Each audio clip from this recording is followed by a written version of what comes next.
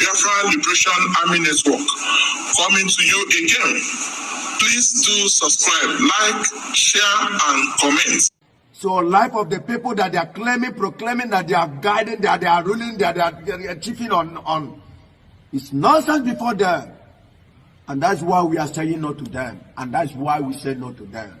And they can never achieve their goal. Biafra land is not an Islamic nation. And it can never be. Biafra is a Biafra. Nigeria is a business center. And Nigeria have never been a nation. And it can never be a nation. That's why we are standing firmly. Thank God today, Biafra has a man. Thank God today, our soldiers is standing firmly. Thank God today, we are standing strong. And thank God today, the gods of the land have started his work upon all the enemies of Biafra all over the world. His Excellency, Donald Trump, we honored you, and we must keep on respecting you. Biafrans is not a terrorist group, and we can never be. Self-defense and self-determination is not a crime internationally, and it can never be a crime. We must defend the motherland today. Look at, since they burnt down 18 people in Kanu, since they have been raping our women in Enugu, since they have been carrying their cows all over the street in Anambra, Soludo, what have you done? Peter Mba, what have you done? Ebonyi State Governor, what have you done? The evil ones we have. Alex Oti, I know your state is calm somehow, but fight the same fight you fought with Hope Uzodinma, his evil man. He has been trying to demolish Biafrans. Yasilogo, Oga Walker, Ebola upland, Oga Walker, now upland, a lot of Ogeshu, bombard here all over Biafran nation, all over Biafran territory. Proclaiming and claiming that you have known where Biafra Liberation Armies are staying. Tomorrow you will be hearing how he has been killing his own people, bombarding everywhere in the name of his fighting for terrorists and others. People that are only seeking for their freedom, people that are defending their motherland, people that are fighting, agitating for their freedom is a terrorist. The people that are massacring innocent people in Biafra land, in South, they are now a hunters of a human being.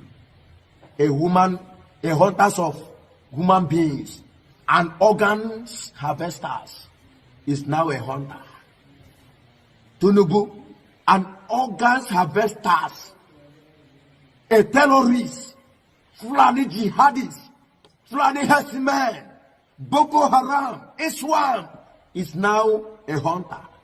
It is only God that will judge all of you. How many years do you think that you have to live in this life? Only but one day you must die and give up. But let me tell you, you see this herd, you people can never get it. It does not belong to you people. Onyekwe, Chiekwe. Fuck all of you there. Fuck all of you there. May God bless all Biafrans and lovers of Biafra, lovers of freedom all over the world. I throw a salute to you. His Excellency Donald Trump, I throw a salute to you. Thank and God bless all of you. When Mazi Nnamdi Kanu told you that Nigeria, as it stands now, the Nigerian government, the Nigerian state is irredeemable, some people don't tend to believe the true reality, but today it is staring at us. When the leader of the indigenous people of Biafra, Mazi Nnamdi Kanu, said, the state called Nigeria is irredeemable.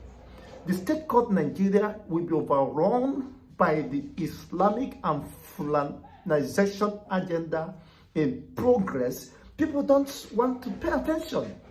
Look at, a whole governor is asking a sector commander, that you said that you are being accused that you are aiding the terrorists to massacre the indigenous people of Plateau, supervising the massacring of the communities, and the communities were witnesses. They caught you red-handed, and now the state governor asking the sector commander, what is your role?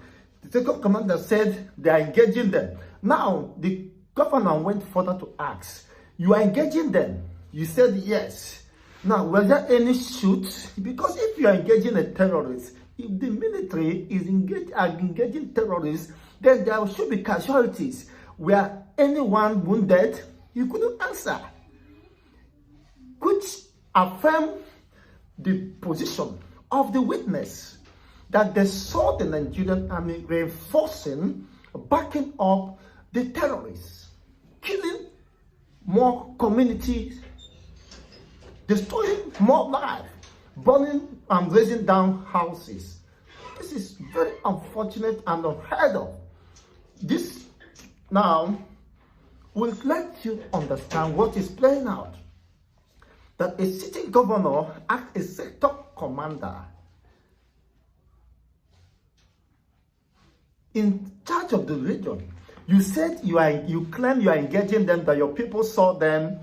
Why the people said the military were the ones supervising the massacring of the people.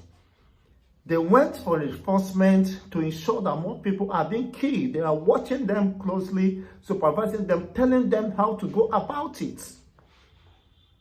And this is the same Nigeria. The same Nigeria, the people are waiting for the military to protect them. The same Nigeria, my Eastern brothers are waiting for the military to come and protect them. The same Nigeria, the same military that the Eastern governors, Hope Uzodinma and his likes, are inviting to protect the people.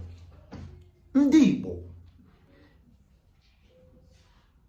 This is what Mazi Nnamdi Kanu told us, that this is the program and this is planned, that the military has been infiltrated, compromised, and what we are seeing is the reality. Now, the governor went on to say that he's making a promise, but we are tired of promise. The people of Plateau, the people of Jos are tired of useless, empty, verbal promises coming from the governor.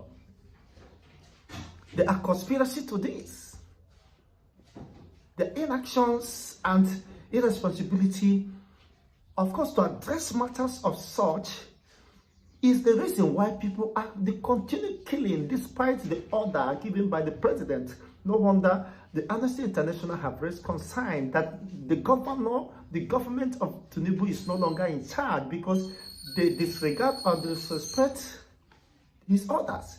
You can imagine the president asks the commanders to launch an assault against the deadly terrorists invading communities, killing Nigerian citizens. And yet, they went to supervise them, they saw them, they could not engage them, they claim they are engaging them. But if you're engaging them, none of them were killed. Could it mean that they are more sophisticated, they are spirits that could not be apprehended, and yet you are accompanying them with the process of massacring the communities? The governor put a question that the sector commander could not answer. You said as a trained military commander, you people saw them, you get them, you said yes. Were there casualties? Where are the casualties? Were anyone arrested? No. Were anyone sustained? Was there any confrontation, altercation, exchange of bullets and the rest of that? No.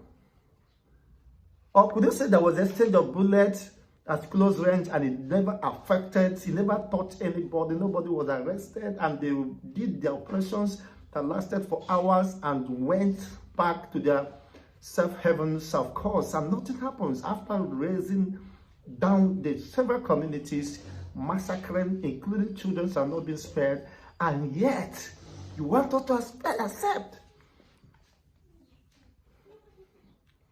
that this is one Nigeria.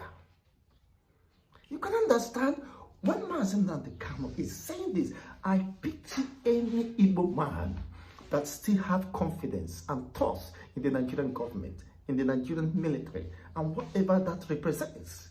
If this could be happening in the north, in Plateau State,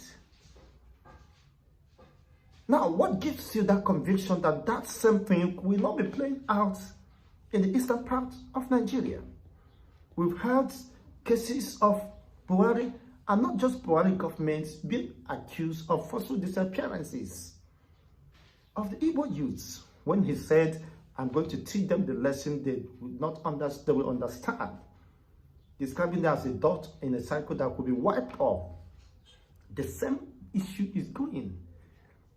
The Fulanization and Islamization of Nigeria is the greatest threat to the unity of Nigeria. So Mazi Nnamdi Kanu is not at fault, but rather the political elite within the eastern region should be blamed and be held responsible for the killing and massacring of their people. Now look at what a governor, just a little test, a little question that was thrown to the sector commander, he was thrown off balance. You said you are engaging them? Yes. Now, where are those arrested? Where are the casualties?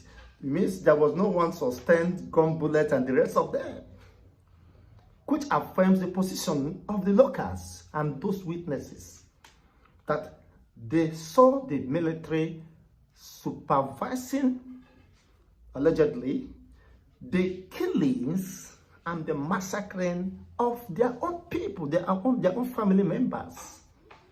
Well, let me leave you with this for more interactions. If you have the comment section, let me know what you think. It's your own take. Could there be anything different from this? Maybe you may have a different narrative from what the people, the standpoints of the people. Of course, in the face of the sector commander or the commander of the region or whatever, the people are very angry, expressing without fear or favor that they saw the military accompanying, supervising, reinforcing the massacring of more communities so that these invaders can grab more lands. So when Buhari was reintegrating the terrorists in the name of repentant Boko Haram, these are what you should expect. The reason why, of course, the Nigerian military is being mocked. It's being considered as powerless, inferior. Because those who make up the formation, military formations, are not part of Nigerians.